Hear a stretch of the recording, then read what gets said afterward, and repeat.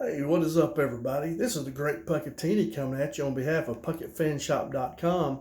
And over at PuckettFanShop.com, that's my website where I sell dog designs on all kinds of different products. We put them on t-shirts, socks, stickers, just all kinds of stuff. So if you love dogs the way I do, go over and check it out. And we'll probably have a dog breed that you like. And if we don't, give me a message, and I'd love to add another breed and do business with you. But what I've got going on tonight is I'm looking at the 10 takeaways from the Arkansas Razorback versus Texas A&M game. And it was a tough loss, I'm telling you. It was a heartbreaker. But what I do is I give keys to victory, and then I come back after the game and go over those keys to see how Arkansas did. So the first key to victory, I said we must stop running back Devon a chain. And I'm probably mispronouncing his name. But anyway, this young man came into the game. He had rushed for 196 yards. He was averaging 4.3 yards per carry and scored 2 touchdowns. He was also very good in their passing game, too. He had caught 6 passes for 55 yards and scored a touchdown. So against Arkansas, he ran the ball 19 times for 159 yards. So that's 8 yards per carry, and he also scored a touchdown on us rushing. He also caught 3 passes for 15 yards. And, as you can clearly see, we did not stop a chain. He really wore us out. He had that big 60-yard run that really hurt us at a time when we had him pinned back. And, and 60 of those 60 of those 159 yards came on that one carry, but that still would have put him over 100.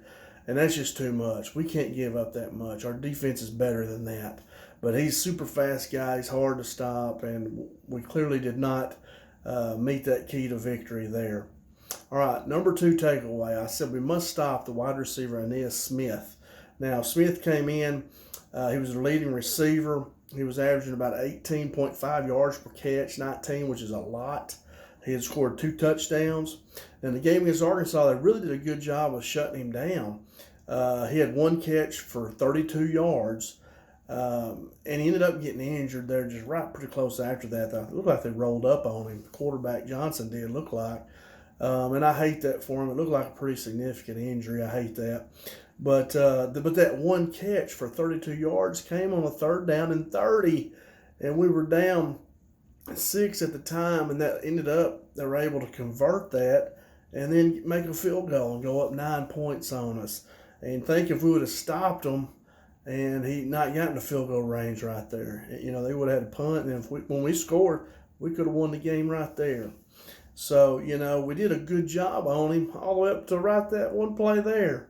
You can't give up a play that big. You just cannot do that. There were 2 missed tackles on that play. Just can't do that. So I'm giving that a negative too. We didn't stop him when we had to. That's just too much. Did a good job until right there at the end. Number 3, key to victory. I said we must slow down Max Johnson, the quarterback. He came in the game with a 54% completion percentage. He had thrown 1 touchdown, no interceptions. He started against Miami. He didn't start in their other game against Appalachian State. Against Arkansas, the thing with him is, he wants to basically stand and throw. Now, he had some good runs against us. He ran 13 times for 62 yards. That's way too much. I was not expecting that, but 62 yards, that's only 9 yards less than Rocket Sanders ran for, which is another story. We didn't run him near enough. I'm glad we got some other guys running the ball, but I just felt we didn't run Rocket enough.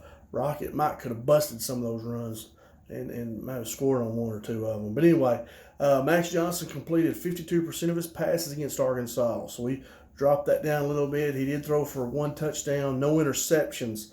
We needed some turnovers. They didn't turn the ball over at all, and that ended up being a very big key. We did sack him 3 times, which was not enough. We have to sack him. We're struggling covering people. So, we got him down to 52%, but his run game, that's 60 yards rushing.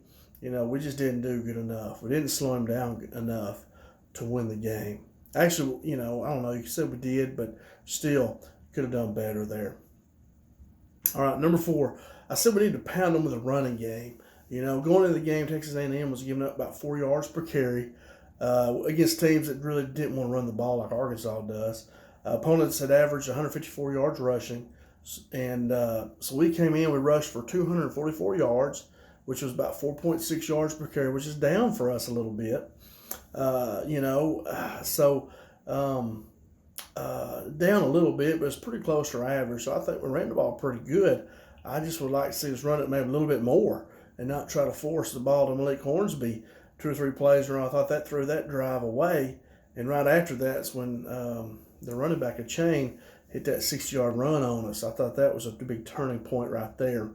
But anyway, I think our running game worked pretty good. I just like to see us run it more. I don't think we can run it enough with the team we have. So we did pound them, but I think we still could have done more. All right, number 5, key to victory. I said when they start populating the box, to stop the run, their safeties were the leading tacklers. And when they come down and start getting in the box, that's when we need to throw the ball over their head. And they were giving up about 147 yards passing per game. We were averaging 353 yards, which was way over because we threw so much against Missouri State. That was probably a little bit skewed. We ended up passing for 171 yards on 12 completions, which was, and KJ completed 63% of his passes, which was pretty good. But we didn't ever really get that big play. Keytron Jackson hit one there early, but it was a short pass. Now, Warren Thompson did. We hit a big play there early on that double post. And that's what we needed. We needed to fake it and then throw it deep. Get our big, tall, fast receivers down the field. I don't know if they had a hard time getting open or what. It looked like they was locked in man coverage on us tight a lot. Not all the time, but sometimes. So we did throw pretty good, 171. That was more than they had given up. So that's pretty good there. I'd almost call that a win. No interceptions. So pretty good there. Number 6, I said we must cut down on our penalties. Going into the game, we was averaging about 80 yards per game penalties. That's way too much. But we did very well here. We only had 3 penalties for 30 yards. That was wonderful. Texas A&M had 9 penalties for 65 yards. So they doubled us in yardage. So that's great. Did a great job there. That's definitely a win and helped us out a lot. All right, number 7, I said we must win the turnover battle. And I said in that video that this is probably the most important one because A&M was 2-1, and the 2 games they won the turnover battle. When the Appalachian State beat them, they lost the turnover battle. And so, Saturday last night, Texas A&M had no turnovers, and we had 1. And it was a very glaring one. KJ tried to dive over the line there, and you always tell, no, don't do that. Anytime you jump, bad things can happen. I coach running backs for a long time, quarterbacks too, and we always tell them, don't jump. Bad stuff can happen. Stay on your feet, and protect that ball. It really swung momentum, and it really hurt us. So turnovers, you get beat. Like Jimmy Johnson always used to say, you don't win big games, you lose them, You got to just not beat yourself. And we played good. We played, you can say we deserved to win, but we had just a couple of glaring things. And turnovers, you can't lose the turnover battle and win. You just can't beat yourself. All right, number 8. Our kickoff team has to play well because going into the game, Devin Shane, the running back, that dude can fly. He was averaging like 40 yards per kick return. So that means he's getting the ball out past the 40 every time you kick it to him. That's huge for an offense. You're almost already halfway to the end zone. And Jake Bates, our kickoff specialist, he kicked off 4 times, and all 4 of them were for touchbacks. And so they had to start at the 25, I believe. Then they're having to go 75 yards. That's huge when you make a team do that. That's great. He did a great job there. It definitely was a plus because that joker can go, and we don't want it in his hands, especially with the field spread out like that. He's really good. So that was a great plus for us there. Number 9 said our pass rushers must show up and show out. We needed more than 3 sacks. We got 3 sacks. That's not enough. We needed more. I thought Drew Sanders, we should have put him on the ends a little bit more. I don't think we ever really put him back in coverage. I would move him to like a defensive end and bring Chris Paul Jr. in to be that linebacker with bumper pull and let Sanders rush. He's so much better as a rusher. And I don't think I would ever put him back in coverage.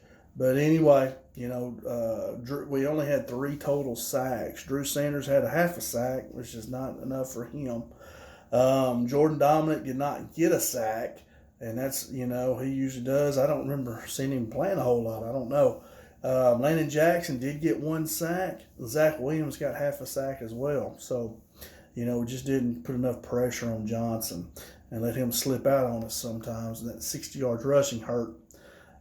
So we definitely did not meet that one. And number 10, I said the Arkansas fans have to be loud and give Texas A&M a hard time. Force them into some illegal procedure penalties, kind of like we did Cincinnati at Arkansas, and this was, in Jerry's world there in Dallas. But Texas A&M did have 3 dead ball penalties. They had 2 illegal shifts and 1 delay of game. So the illegal shifts, you can't really blame you can't really say the fans did that unless they just couldn't communicate. But, fans did a pretty good job. I thought they were loud. And, got to be that way just to keep giving the kids energy. And I thought the fans did a good job. So I would say that was pretty much a win there, too. And I just want to finish by saying that, it was a tough win. I've seen a lot of people so much fire. Kendall Briles, this and that, When you go back and look at it, we shot ourselves in the foot. Kendall Briles didn't make them fumble the ball. He didn't make them miss a field goal. He didn't make them do this and that. I don't agree with all of us play calling. But it's not time for us to jump off the bandwagon. We got to stick behind them. We got Alabama coming up this week. We can jump right back in it with a big win. And it's at Fayetteville. We're good enough to beat anybody. We just got to run the football and quit trying to be pretty. I don't know why we're wanting to run reverses and double passes.